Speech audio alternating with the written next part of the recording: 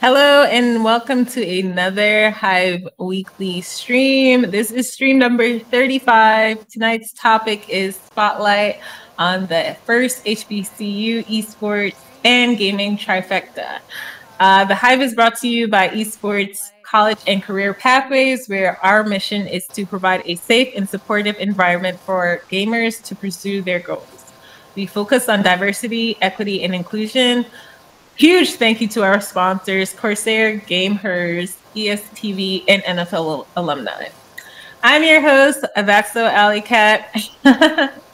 Tonight we have a great program. Every week we will either be talking about important topics with special guests like tonight, or highlighting teams playing against each other, or just playing casual games together with the community for fun during the stream. Tonight, we will be spotlighting the first HBCU Esports and Gaming Trifecta, like I said before, with Dr. Bernadette. Oh, God, did I screw it up? No, yeah. Dr. Bernadette Lawson Williams. So, without further ado, we're going to introduce her, and I'm so excited for this, but here we go. You guys know I love long intros. Dr. Bernadette Lawson Williams is a proud mommy scholar, gamer mom, entrepreneur, innovator, and educator. She is approaching her 18th year of passionate professorial service at Johnson C. Smith University, JCSU, where she serves as a tenured full-time professor of sports management coordinator of JCSU's fully online sports management program, and founder advisor of its esports and gaming trifecta, which consists of academic certificate programs in esports and gaming management, an esports lab, and a game development club / esports club, and the first at an HBCU. We gotta make sure we say that. Mm-hmm. Under her leadership, JCSU's Esports Club made history as the first HBCU to complete an advance from inception to playoffs in 6 months in the College Call of Duty League. Oh, that's awesome. Okay. It has accrued a long list of victories against well-known esports clubs and varsity teams across the nation. Dr. Lawson Williams has also been instrumental in cultivating the Trifecta's brand as a premier collegiate esports and gaming dynasty through her establishment of partnerships and collaborations with leading global endemic and non-endemic corporations.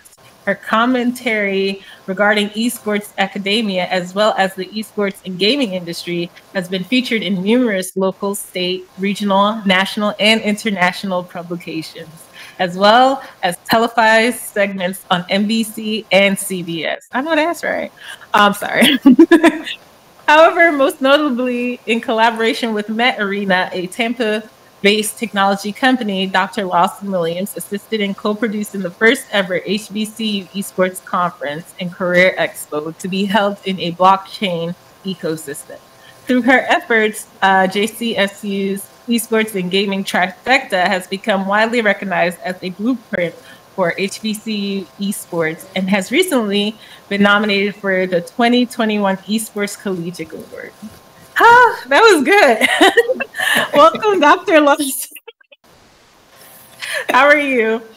I said I was going to call you Dr. B, but after reading that, I don't know. I might have to say the full name every time because that's pretty cool. Thank you so much. It's been a collective effort.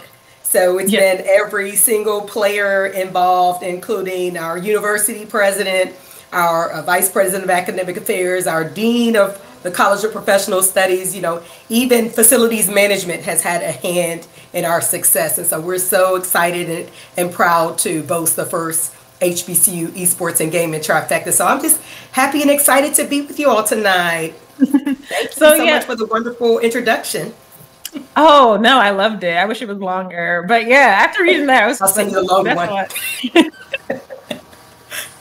But yeah, how did you start getting into gaming? Was it from you were younger, or just was it you just heard about it or something? I don't know. Well, I actually am proud to boast that I was a gamer girl back in the 80s. And so Pac-Man, Asteroids, and Donkey Kong were some of my favorite video games to play. And I had never even realized that it would turn into an opportunity for me to demonstrate my passion and for me to actually introduce the curriculum to students in college. And so what's been most amazing is taking that passion that I was just leisurely playing in my basement at home as a middle schooler to now my kids are avid gamers, to the point where I'm even a gamer more on a sophisticated level with word games now. And I'm proud to say I'm on level 777 out of, I think my son told me 4,000 levels.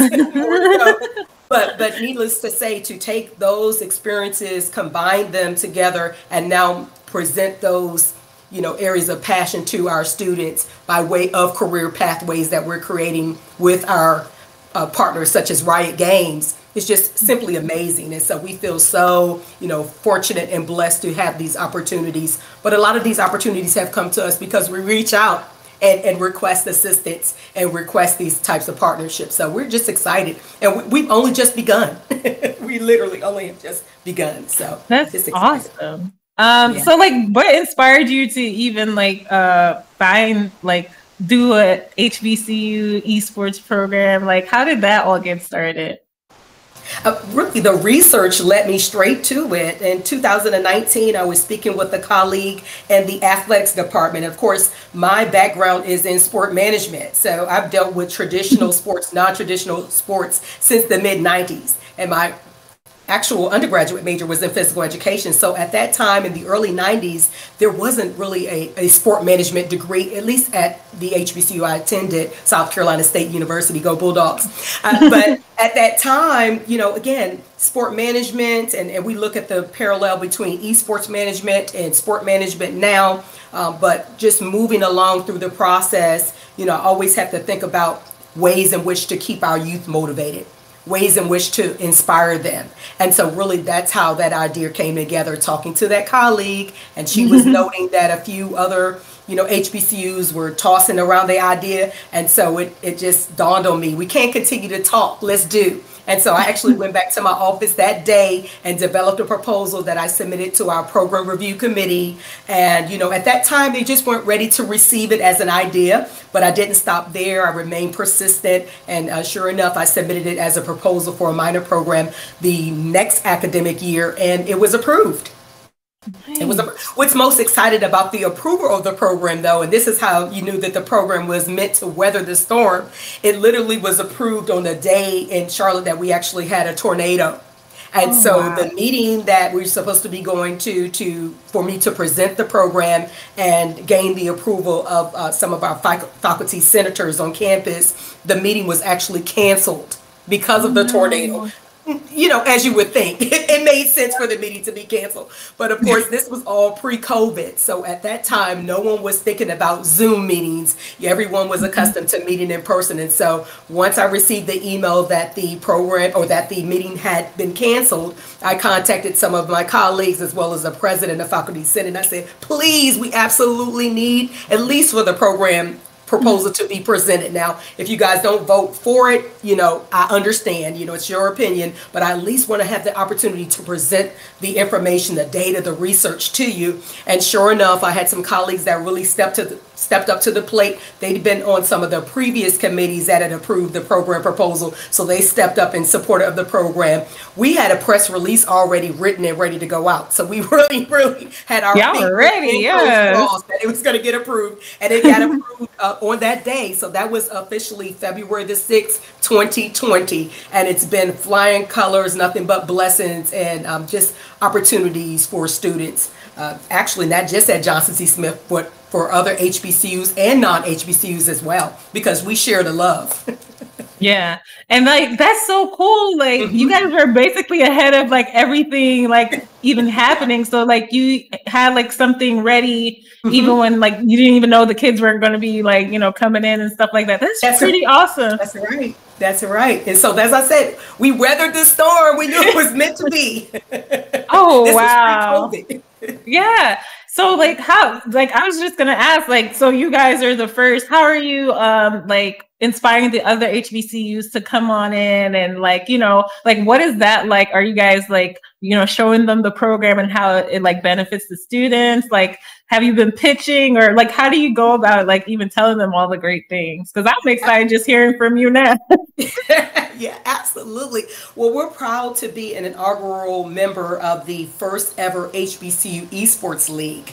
And so that particular league consists of more than probably 15, HBCUs now. And so in conversation with the executives of that particular organization, we knew that it was going to be easy to disseminate the information. And so a lot of the HBCUs that are already in this space possess esports clubs or esports teams. We wanted to push it beyond the recreational and competitive side of esports. So we wanted to really solidify the message that the academic aspect of esports and gaming is more profound, particularly because we're at institutions of higher education. So the whole point for us is, of course, to create an enriching social environment for our students, but we also want to create an enriching academic environment, an environment that pushes them to be the absolute best that they can be and that also exposes them to new career pathways. And so that was essentially, again, the basis for the concept, the esports and gaming academic program, as the leader and the push and drive behind what we were trying to do in the initiative. And I think that's what sold so much faster, in that case, so much faster than the actual competitive esports. And so, essentially one and the same, they're the best of both worlds, because now we have students who are minoring in esports and gaming management and are also members of our either game development club and or our esports club. So collectively, those are the students that are really being, from a standpoint of selection for some of the top internship opportunities. And so through our partnership with Riot Games, the world's leading esports and gaming organization, we were able to identify 5 students for internships that were literally slated specifically for Johnson C. Smith University students because we had the esports and gaming management program. So they knew those particular students were going to possess not just the keen understanding of the industry because they're gamers. Gamers already have an advantage in the esports and gaming industry, but because they were also exposed to the content that provided them with insight into the actual operation of the industry. And so again, gamers having, a heads up already on the technical knowledge of various games that they're playing in addition to that. So it's just, like I said, the best of both worlds. You really couldn't ask for a better combination in terms of the content and the technical skills from being a gamer. Oh, wow. That's awesome. I even know, because I even saw something recently about some of the executive women who are in Riot Games, and they're Black women. So that's just like really awesome that you guys could connect with them. So I'm going to ask about games. Yeah, I know you mentioned Riot, but what other games are included in this program?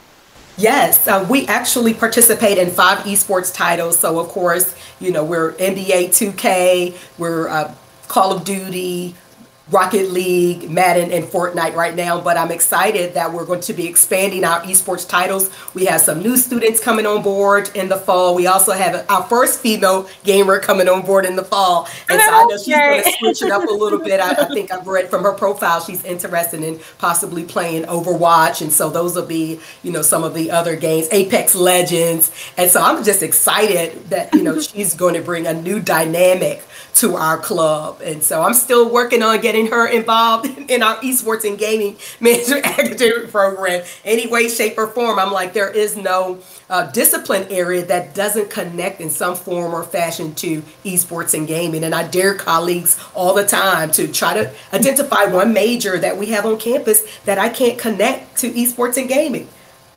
And right now I'm winning for biology, physics, chemistry, every aspect. I can give you, ideas or ways in which to connect them to esports and gaming. And so that's where we are. We're at the standpoint of recruiting any student who's interested, particularly because we look at the fact that 83% of African American students between the ages of 18 to 24 are gaming on a daily to weekly basis. And so because of that, we want to ensure that there is an increase in the number of African Americans who are employed in the esports and gaming industry. It only makes sense if you think about it. If we're over-indexing on playing the video games, that we need to now look at how we can over-index in being employed in the industry. No, that's amazing. Where were you when I needed to talk to my parents? No. It's not too late. It's not too late. There's no age restriction. Yeah, she's okay now. She's okay. I don't know if y'all can handle a Jamaican mom, but oh yeah, we can. I really do want to ask that question. Do you guys end up talking to parents about, like, you know, this program and what it like? I mean, meeting you, I'm like, it's probably easy for you. Right. But yeah, what is that like to, you know, actually tell parents, like, this is, you know, actual job and industry that you could your kid could get in and, you know, be amazing at? I love it so much. Yeah, it's an easy sell. Again, I'm a gamer mom. My twin sons are now, you know, almost 12 years old. They're upstairs now. And they told me before, as I was coming downstairs to get started, Mom, we're in a rated match. That pretty much means give us a little bit of time, please. We need some practice. So, you know, for me, I'm living it every day. And that was also the, you know, part of the impetus for me getting the program started, seeing them and how passionate and how committed they were to esports and gaming. And of course, I minimize the time to some degree. I have to. I find very creative ways to use that to my advantage that, you know, I know how much you love this particular game. So I'm sorry, but, you know, we have to get this work done. We have to get these chores done. And so it's been a fun process for me. Of course, I'm getting everything, all the chores around the house are completed on time. But yeah, it's an easy conversation. I communicate with a lot of my friends who have younger kids. You know, I've had to sell it hard to them, and some of those individuals, they're, you know, entrepreneurs, so they get it. Once you really connect the fact that no, your child is not wasting, you know, his or her time. Your child is actually investing in a career. How many other industries can you think of where you have a workforce that's already in training? And so my kids have been in training mode. I need this recording tonight, okay? Exactly, in training mode since age 4. They started gaming with their cousins whenever we would visit. There was some kind of video game coming out. And so I'm just tickled now when I look at them. I'm like, wow, 7 years, 8 years later, you guys have been training. And so when it's time for you to come into a program, of course, you already know where they say they're going. You know, I'm coming to Johnson C. Smith University, and I'm just tickled. I'm like, you won't be in my class. I just had to go and clip that. I'm like, I got to clip that. I love it, though. No, but yeah, like, I mean, it's just so amazing. Like, I had to go through this journey kind of solo, though, to learn everything. But it's just really amazing to see colleges and now HBCUs especially jumping in, because we do need the diversity and, you know, just like all that. And just to hear how excited you are and just like you having to explain to someone else and connecting the dots, like, that's amazing. Like, that's really amazing. I don't know. Yes, I live for the moment, you know, where I get the chance of the persuasive skills. I love that, you know, and so it's just a great opportunity for me to, again, help parents to understand and to become cognizant of the fact that your child is not wasting time. Your child is investing in, you know, their careers for later on. Your children are investing in their careers for later on. And so the more you at least give them some leeway, and you want to position your children or position your loved ones so that they're in the right setting and the right opportunity for any career, right? You know, a lot of, you know, individuals are telling their kids right now, I want to put you in this workshop during the summer. I want to put you in this coding camp. And I'm like, don't forget about the esports camp, because it's the same essentially. You know, you want the business side, but, you know, introduce that child now to certain types of esports titles and products so that they can get a hand and really a heads up on the process of understanding, like I said before, that technical understanding, which is so imperative, you know, for any industry, but particularly for the esports and gaming industry, that hands-on. And I've seen kids in strollers gaming. I've seen kids, you know, parents like, okay, wow, we're starting them out at 18 months now. I mean, but think about it from a standpoint of gaming industry. They're starting out, whether it's a learning game, ABCs on a tablet, phones in the stroller, those are games. And so that's a part of the gaming industry. They're already on games. And I'm like, that's right. That's right. And so if they're doing it, of course, we do know that there are some disadvantages in terms of the eye soreness, eye strain. Yeah. But usually, if, for the most part, if they're using a smartphone or a tablet that has the blue light blocking mechanism, they should be fine. You don't want to overextend or overindulge, but certainly, sometime on the screen is actually good for them. Eye-hand coordination, all of those types of things. And then we also are cognizant of some of the soft skills, the problem-solving skills, critical thinking, analytical thinking. I had to line up because, again, in researching, I had to think about these are the types of soft skills that my children are also learning. And so, like I said, it's an easy sell for me to talk to a parent because I am a parent. So, gamer parent to gamer parent, it's all one and the same. Yeah, and we need programs like this too to also teach like the responsible way of getting into gaming, right? Like we've heard about gaming addiction, and like we've always kind of learned like the negative connotations that kind of goes, or even some misconceptions of gaming. So we need programs like this to kind of set the record straight and things like that. I mean, my boyfriend is actually like a pro. He's a card player and he could play card games really well and stuff. And he started really young. And like, even when I talked to his family, I'm like, y'all just took him to card games because he wanted to go. And they're like, yeah. Like he went to Pokemon things.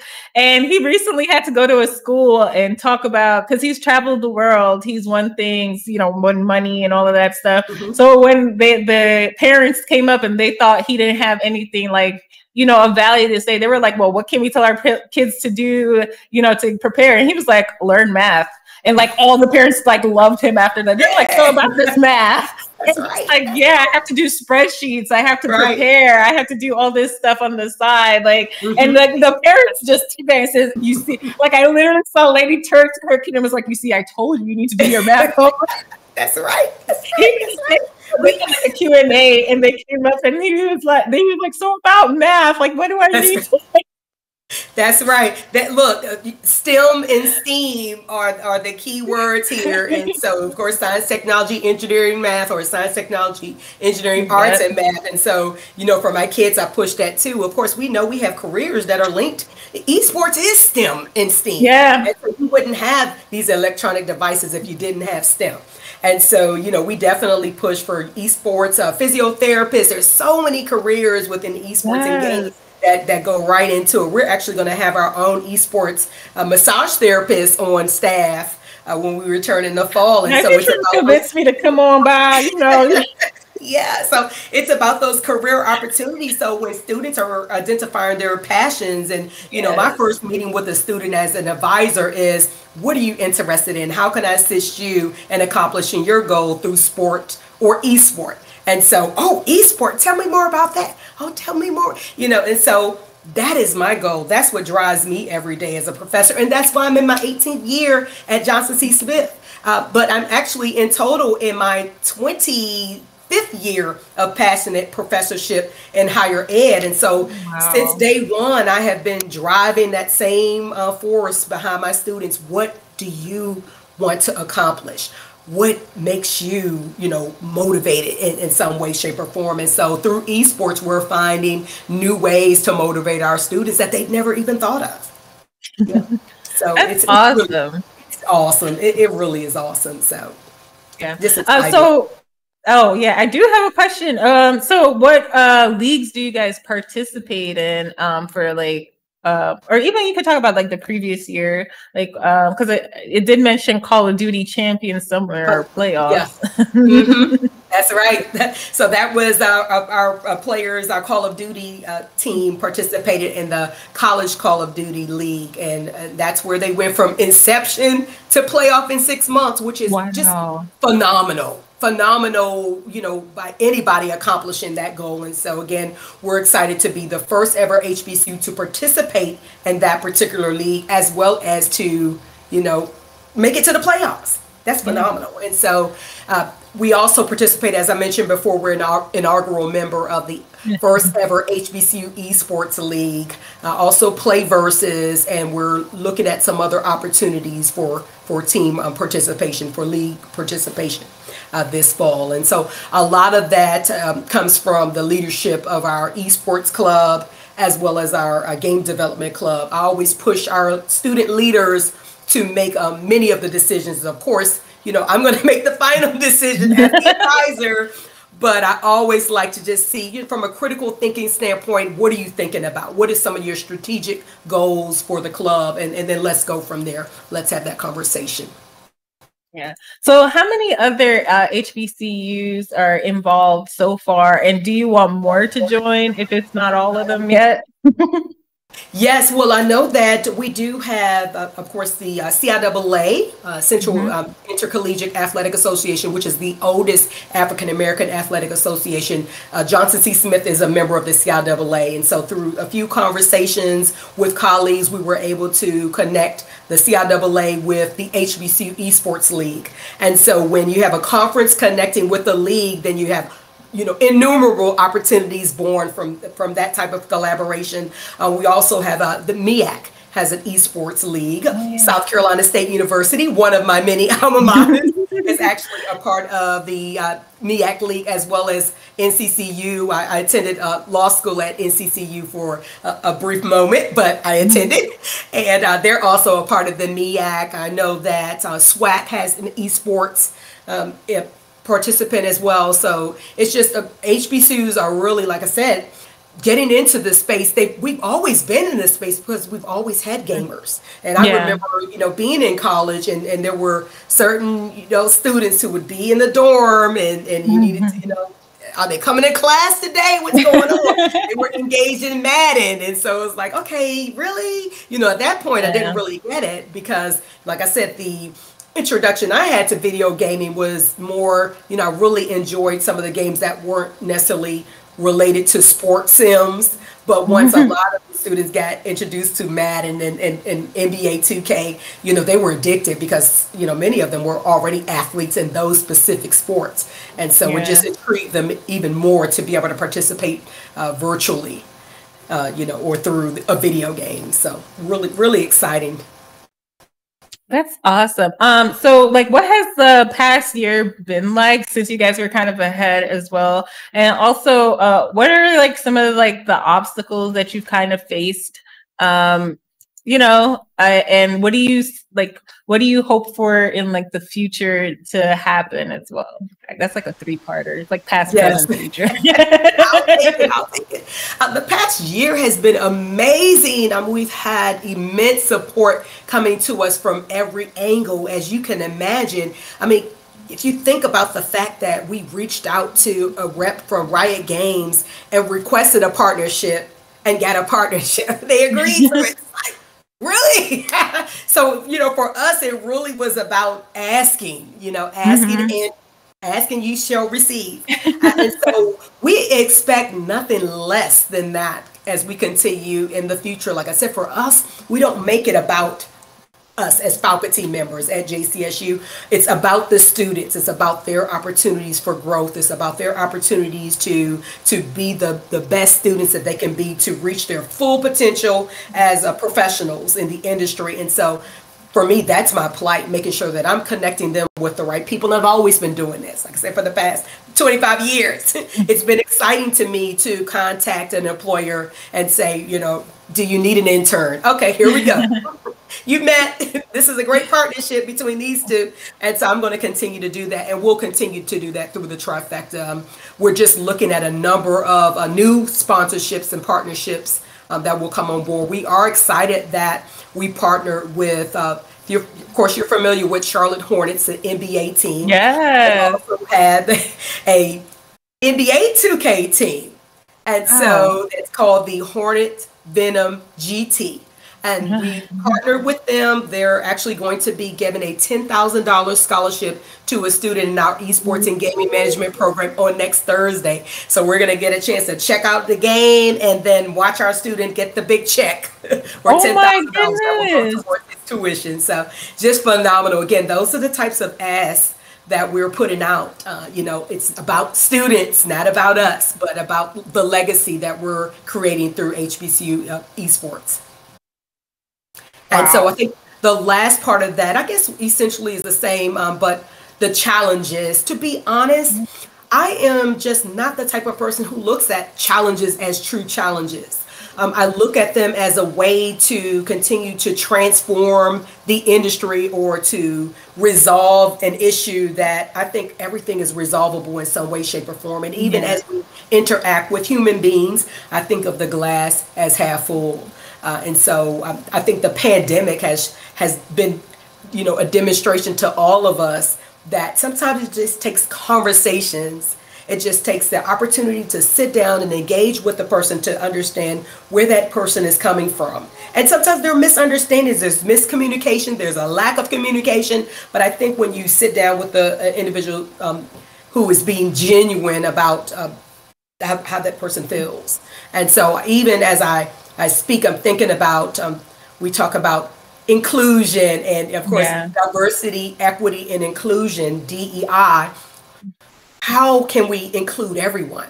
How can we ignore race? How can we ignore, worrying about a person's gender? And we also have to think about non-binary individuals who don't identify with a gender. They're not going with male or female. How can we also engage individuals of all ages? I mean, when we think of gaming and esports, we're thinking of everyone. And so it's really the esports is an equalizer because there aren't the types of divisive aspects that maybe you would find in even traditional sports. Again, I'm coming from traditional sports. I got mine started the industry working with the Carolina Panthers in marketing. So I know this has been sponsored by NFL alumni. So shout out to all of the Carolina Panthers NFL teams out there. I was with the Carolina Panthers actually only in their second year. And so for me, seeing some of those issues that plague traditional sports, but some of those issues really don't have to exist in esports, in gaming, because you're not all the time, going to be face first or facing a person virtually or, in person. And so before the camera turns on, before the mic turns on, you're really just engaging that person in a game. And I think it's when those mics come on and cameras come on that you start to see some of the issues. But esports is a microcosm of society. And so for us, the same types of issues that we see in traditional sports, we're going to see in esports. And so I think if we tackle it that way, we really won't have the challenges that we have because we'll understand that every aspect and challenge or problem you have can be worked through with the proper communication. Yeah, that's amazing. I mean, I love I think I'm in love with you now because it's just, you just have you touched on some things that I had to learn, like even coming into this industry. Like I came in wanting it to be a hobby and it turned into something else. So it's just very interesting to hear about programs where they're helping you through certain things and just it's just really cool. I'm sorry, I had to say that a lot today. I love it. Thank you. Thank you so much. Yeah. So as of now, are all the teams competing virtually? So we're going to be counting down, literally. I think we've actually already started counting down. I've received a text from my game development club president today. And so he's counting down. They're already working on the budget and just trying to get insight. And so they'll be back on campus, students at Johnson C. Smith, in person, many of them now. Of course, I teach in the fully online program anyway. And so for those students, they'll remain online. Of course, that's by choice. But for traditional students, most of them will be returning on campus. And so they'll be engaging one another. I think a lot of the interaction and matches will still have a virtual component. Probably over the next year or so until things, stabilize. But maybe next academic year, 2022-23. Wow, I can't believe we're talking about that already. But I believe that probably would give us the first fully, in-person experience in terms of them gaming and traveling to different tournaments. Yeah. So the question here is, what is your current favorite game? Now, again, all on these word games. So my favorite game is actually a word game called Word Game. And as soon as we close out, I'm going back because Right. again, I'm on level. I think it's 778 now, and I have about 4,500 more to go before I'll be finished. Oh So my I'll God. get to start. But yeah, so I'm really into mobile gaming now, and we've actually seen the Yeah. trend shift during the pandemic towards mobile gaming and console gaming, and it's kind of moved away from PC gaming. And so I always say to if you're out there developing these games, please make sure that they're multi-platform, because if you Yeah. have everybody working and carrying a phone, then they're going to want access to those games that the PC gamers have access to. And so there we go. I love it. Yeah. But again, my sons are upstairs playing Critical Ops, and they love the first-person shooter games. One of my twins actually loves the sports sims, and so NBA Oh. 2K, he just loves it. But mommy sticks with the word games. That's cool. How do you go about introducing a new game into the program? I know you're excited about like even the possibilities. Is it just somebody coming and be like, "Well, I played this game and you guys don't have it"? Does that get introduced into the club? Absolutely. That's the way we look. That's the way we expand our horizons. It's a practical experience. It's an ongoing learning experience. And so, like I said before, because this particular student is coming on board and she plays Apex Legends, I do know just from a survey that I conducted at the beginning of creating the esports club, I was intrigued by the types of games the students were playing, the variety. And so in conducting that survey, I see that we actually have a few players who are interested in Apex Legend, but it's a game they don't feel like they're really good at right now. So they don't feel like the proficiency level is there quite Everybody yet. thinks that. But I think when she comes on board and once they get together, now they have others that they can play with or play against, you're going to see that increase. So Call of Duty was our best esports or most successful esports title last academic year. It could be League of Legends. We're, again, Riot Games partner. So League of Legends, Valorant are some of the games that we know we're going to be playing in support of our partner. It could be, NBA 2K. We did actually have a student, if you're familiar with the Space Jams movie that literally is being released tonight. One of our esports athletes actually was flown to LA. He won the Xbox Space Jam's New Legacy video game. Out of all of the HBCUs, he competed and he won. And so they flew him out to LA, all expense paid trip.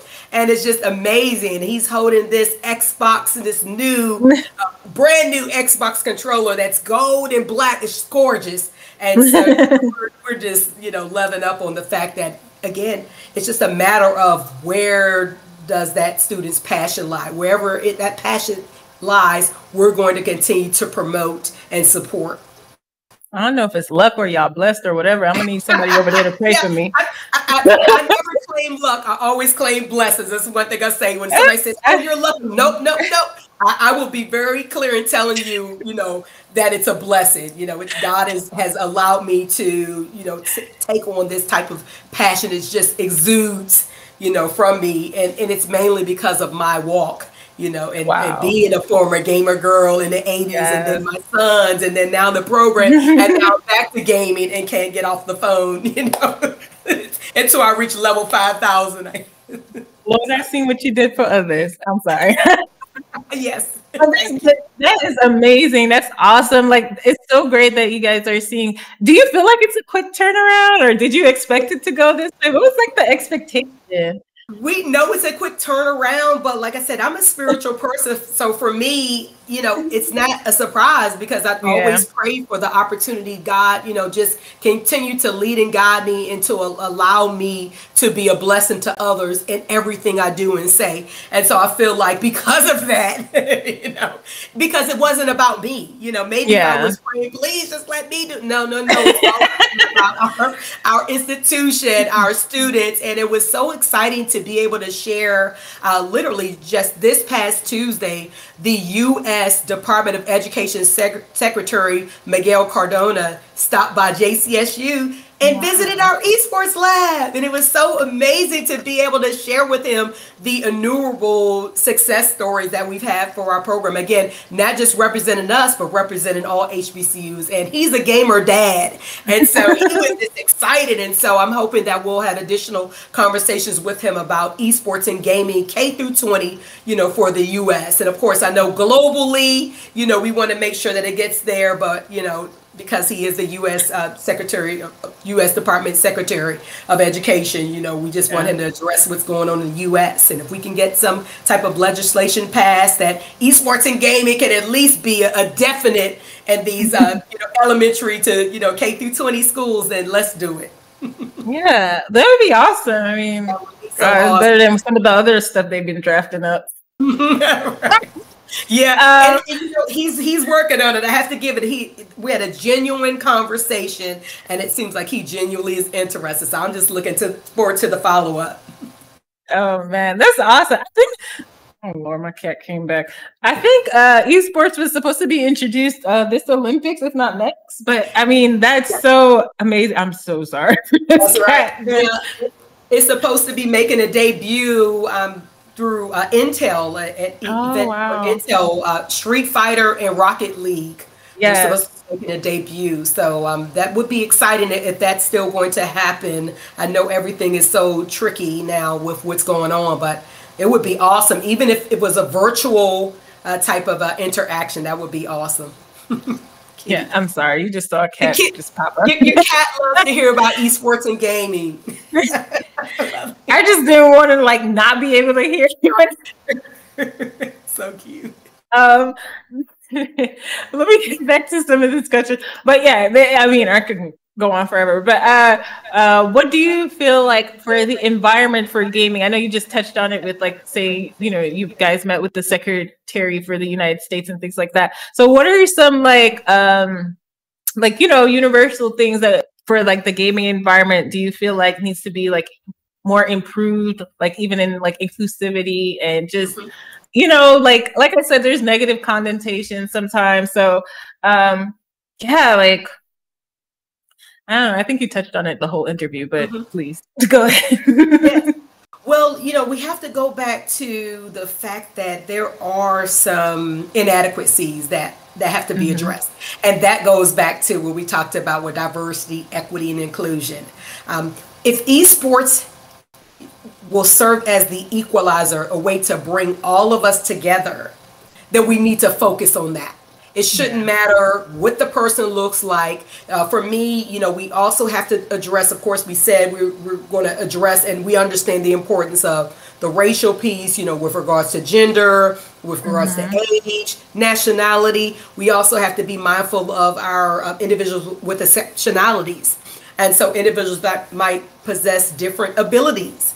And so esports, if any type of sport, is all inclusive. It's esports because anyone can play it. And I would love to even see more manufacturers develop assistive devices for individuals that may have different physical, exceptionalities, so they can get in and engage and play. And I know that there are some assistive devices that have been developed. I used to teach an adapted physical education class. And so I enjoyed having the students to develop different devices and different equipment just to make sure that everyone was involved in physical education. And so the same thing with esports. We want all gamers to be involved, all gamers to be embraced and welcomed. And when we can get to that point, I feel like that time is coming because the conversations are actually being had. And so if we can move past conversation and go more into actuation, then I think we're going to get there. And we're going to get there faster than some would ever believe.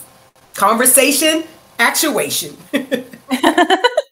Thank you. As soon as I said, I wanted to make sure everything stayed on, that monitor went out because he was over there. So I'm fully focused here. No, I'm kidding. No, this is amazing. I kind of underestimated this interview a little bit because I was like, are they... is it right now? I thought it was new, a new program, but it's already in progress. And that's amazing that you guys have seen, huge turnarounds and stuff like that. Are you guys looking for sponsorships or what is it on the branding level? Because I know sometimes it might be tricky with colleges and stuff like that, but what can you guys actually like? I mean, I know you talked about the internship, but is there more that could be done with like brands that are already into gaming? Mm-hmm.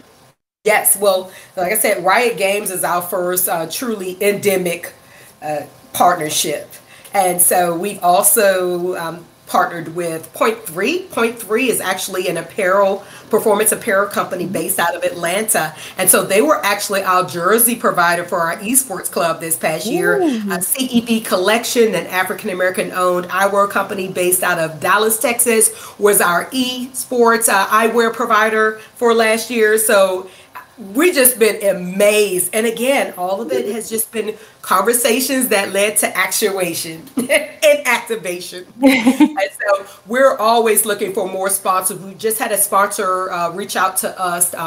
Grew Phi Grew, which is a fraternity that was founded in the 60s, reached out to us. And so they're going to be sponsoring our Welcome Back to Campus social in August. They purchased grab bags for us, as well as they're going to be providing services for a gaming truck rental. And so those are the types of in-kind support, financial support. Riot Games also, in addition to providing the 5 internships, they also donated gaming chairs for our esports lab. So I'd be remiss if I didn't talk about that a little bit. And so, you know, those are the just prime examples of the type of support that we've been receiving. And so for anyone who reaches out, of course, you know, it's not always about the financial aspect. Sometimes you do need the assistance with just curriculum support.